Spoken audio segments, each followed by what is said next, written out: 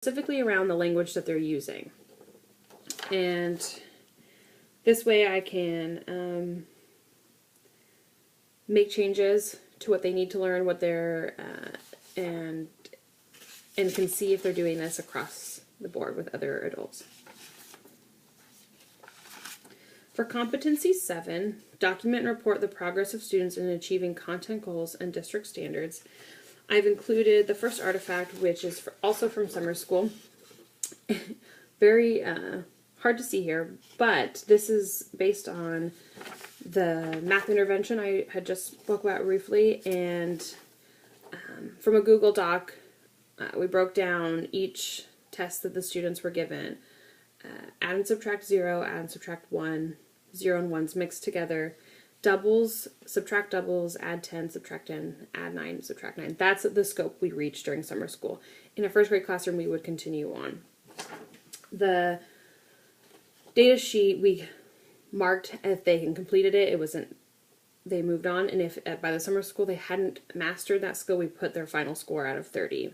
This was a daily activity that they participated in a 2-minute fluency test at their level.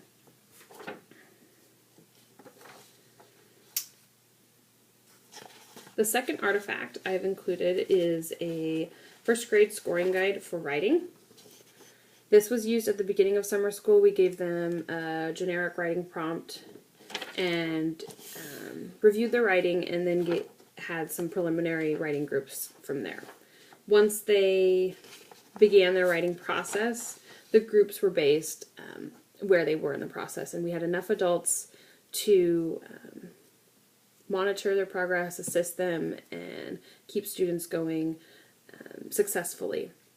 For students who were lost or still really early on in their writing process, they also had the opportunity to have a one-on-one writing meeting every day.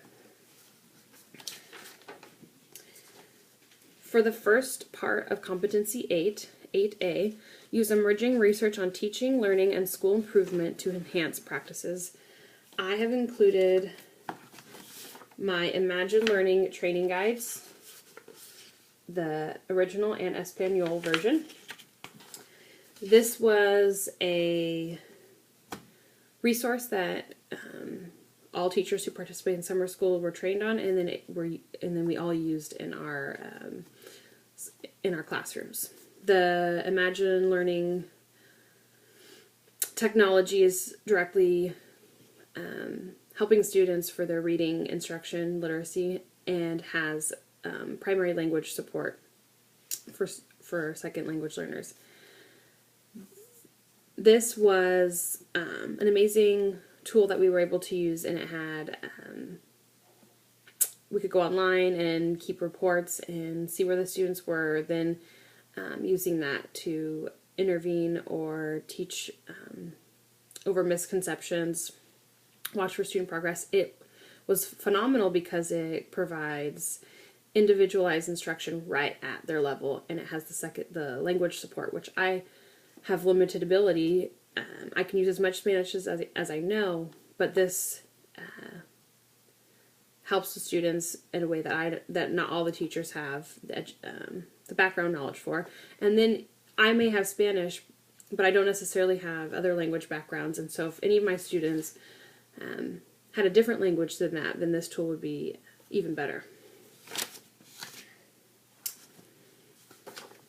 The second artifact I included is an appendix from my research action project. And my research project was directly related to the impact of technology in the classroom. And this was in response to what I had been seeing happening, that we were increasing the amount of technology in the classroom, what we're using, how often we're using, and I wanted to see what the research was out there, what it said about these things, and try them out and reflect on student progress. And I looked specifically around iPads and iPods because that was the technology being used most in my building.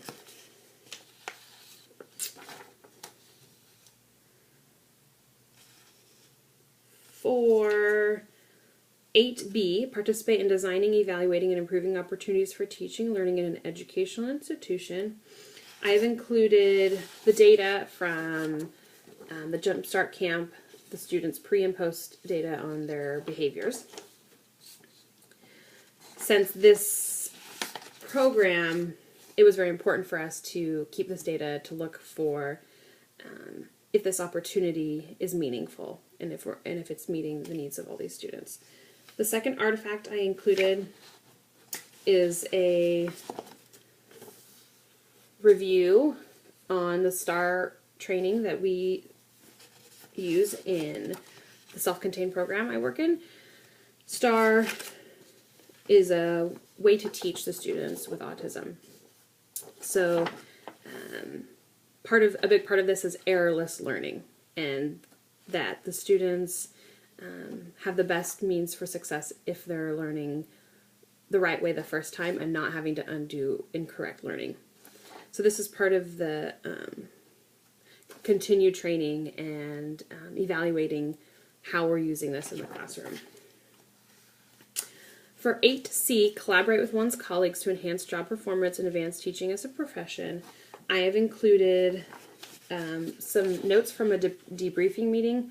I participate in the Crystal Apple Committee, this is my second year I've done this, and each year we come together to celebrate retiring members from our district and then also award the staff and their commitment to education. And my last artifact is what it looks like when I start to plan. It is my notes, it's messy, but it's the true experience of collaborating with colleagues that we come together and this is how it starts. It starts like notes all over the place, and then my unit came together and our ability to have a clear picture for summer school came together. Thank you so much.